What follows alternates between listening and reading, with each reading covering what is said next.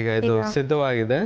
ಈಗ ನಾವು ಮೊದಲಿಗೆ ಒಂದು ಪಾತ್ರೆಯಲ್ಲಿ ಒಂದು ಅರ್ಧ ಗ್ಲಾಸಿನಷ್ಟು ನೀರನ್ನು ತೆಗೆದುಕೊಳ್ಬೇಕು.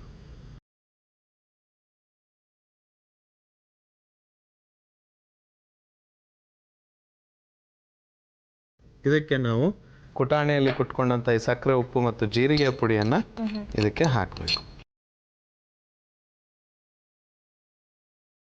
ನಂತರ ಇದನ್ನು ಆದಷ್ಟು ಹೆಚ್ಚು ಉರಿ ಇರುವ ಗ್ಯಾಸ್ ಸ್ಟವ್ನಲ್ಲಿಟ್ಟು ಇದನ್ನು ಬಿಸಿ ಮಾಡಬೇಕು. ಈ ಥರ ಇದನ್ನು ಕಲಿಸ್ತಾ ಇರಬೇಕು. ಆದಷ್ಟು ಕಲಕ್ತಾ ನಂತರ ಇದನ್ನು ಒಂದು ಕುದಿ ಬಂದ ನಂತರ ಇದನ್ನು ನಾವು ಇಳಿಸ್ಕೊಳ್ಬೇಕು. ಮತ್ತೆ ಸಕ್ಕರೆ ಏನಿದೆ ಅದು ಚೆನ್ನಾಗಿ ಕರಗಬೇಕಾಗುತ್ತೆ. ಹೌದು ಹೌದು. ಮತ್ತು ಜೀರಿಗೆಯಲ್ಲಿರುವಂಥ ಸತ್ವಗಳು ಕೂಡ ಇದರಲ್ಲಿ ನೀರಿನಲ್ಲಿ ಬರಬೇಕು. ಹೌದು. ಇದನ್ನು ಇದೇ ರೀತಿ ಕಲಗಿಸ್ತಾ ಅದನ್ನ ಕುದಿಸ್ಬೇಕನ್ಸುತ್ತೆ. ಹೌದು. ಒಂದು ಕುದಿ ಬಂದ್ರೆ ಸಾಕಾಗುತ್ತಾ?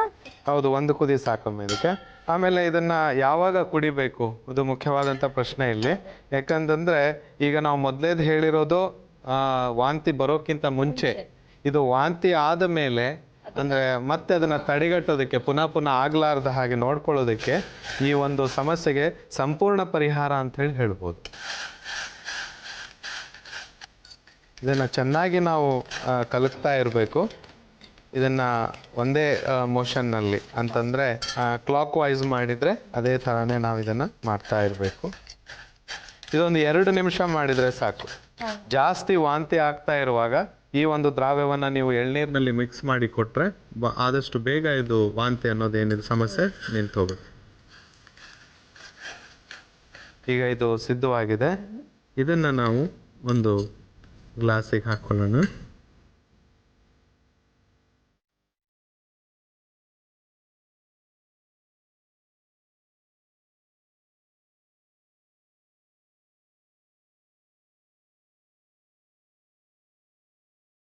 ಇದು ಈಗ ಸಿದ್ಧವಾಗಿದೆ ಅಮ್ಮ. ಇದು ಸಂಪೂರ್ಣವಾಗಿ ತಣ್ಣಗಾಗಬೇಕು.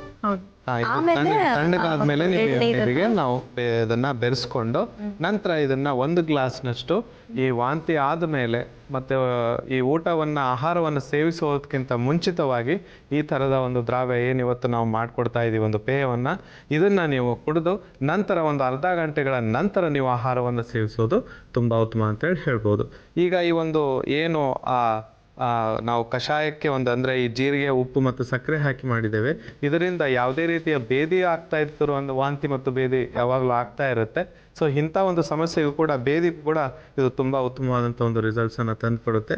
ಅದಲ್ಲದೆ ಇದು ಚಿಕ್ಕ ಮಗುವಿಗೆ ಕೂಡ ತುಂಬ ಒಳ್ಳೆಯ ಒಂದು, ಈಗ ನಾವು ನಾರ್ಮಲಿ ನೋಡಿರ್ಬೋದು ಬೇದಿ ಆಗ್ತಾ ಇರುತ್ತೆ, ವಾಂತಿ ಆಗ್ತಾ ಇರುತ್ತೆ ಚಿಕ್ಕ ಮಕ್ಕಳಿಗೆ. ಹೌದು, 1 ಟೀ ಸ್ಪೂನ್ ಅಷ್ಟು ಇದನ್ನು ನೀವು ಬೆರೆಸಿ ಮಗುವಿಗೆ ಕೊಟ್ಟರೆ ಆದಷ್ಟು ಬೇಗ ಇದು ವಾಂತಿ ಅನ್ನೋದೇನಿದೆ ಬೇದಿ ನಿಂತು ಹೋಗುತ್ತೆ. ಹೌದು, ಆ ಟೈಮಲ್ಲಿ ನಾವು ಈ ಆಲೋಪ್ಯಾಥಿಕ್ ಮೆಡಿಸಿನ್ಸ್ ತಗೊಂಡು ಮಗುಗೆ ತುಂಬಾ ಹಾನಿಕರವಾಗಿರುತ್ತೆ ಅಲ್ವಾ? ಸೊ ಈ ರೀತಿ ಒಂದು ನ್ಯಾಚುರಲ್ ಆಗಿ ಒಂದು ನೈಸರ್ಗಿಕ ಪದಾರ್ಥಗಳನ್ನ ಉಪಯೋಗಿಸಿ ನಾವು ಮಾಡ್ಬೋದು. ಈಗ ಇದು ತಣ್ಣಗಾಗಿದೆ. ಇದನ್ನ ನಾವು 2 ಟೀ ಸ್ಪೂನ್ ಅಷ್ಟು ಈ ಎಳ್ನೀರಿಗೆ ಬೆರೆಸ್ಕೊಳ್ಬೇಕು. ಬರೀ 2 ಚಮಚದಷ್ಟು ಸಾಕ? ಹೌದು, 2 ರಿಂದ 3 ಚಮಚ ಇದನ್ನ ಬೆರೆಸ್ಕೊಂಡು ಈ ತರ ಮಿಕ್ಸ್ ಮಾಡಿಕೊಂಡು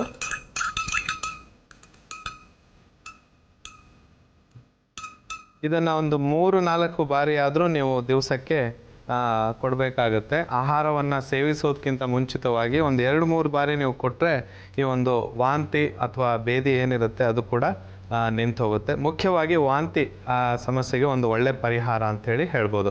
ವೀಕ್ಷಕರೇ, ಈಗ ಈ ಸಕ್ಕರೆ, ಉಪ್ಪು ಹಾಗೂ ಜೀರಿಗೆ ಮತ್ತು ಈ ಎಳ್ನೀರನ್ನು ಬೆರೆಸಿದಂಥ ಒಂದು ಪೇಯ ಅಥವಾ ಕಷಾಯ ಅಂತ ನಾವೇನು ಹೇಳ್ತೀವಿ ಅದು ಸಿದ್ಧವಾಗಿದೆ. ವಾಂತಿ ನಿವಾರಣೆಗೆ ಮನೆ ಔಷಧ. ಬೇಕಾಗುವ ಸಾಮಗ್ರಿಗಳು: ಜೀರಿಗೆ, ಉಪ್ಪು, ಸಕ್ಕರೆ ಮತ್ತು ಎಳನೀರು. ತಯಾರಿಸುವ ವಿಧಾನ: ಕುಟಾಣಿಗೆ ಅರ್ಧ ಚಮಚ ಜೀರಿಗೆ, ಉಪ್ಪು, ಸಕ್ಕರೆ ಹಾಕಿ ಪುಡಿ ಮಾಡಿಕೊಳ್ಳಿ. ಪಾತ್ರೆಗೆ ಅರ್ಧ ಲೋಟ ನೀರು, ಕುಟ್ಟಿದ ಪುಡಿ ಹಾಕಿ ಚೆನ್ನಾಗಿ ಕಲಸಿ ಲೋಟದೊಳಗೆ ಶೋಧಿಸಿಕೊಂಡು ತಣ್ಣಗಾದ ನಂತರ ಎಳನೀರಿಗೆ ಬೆರೆಸ್ಕೊಂಡ್ರೆ ವಾಂತಿ ನಿವಾರಣೆಗೆ ಮನೆ ಔಷಧ ಸಿದ್ಧ.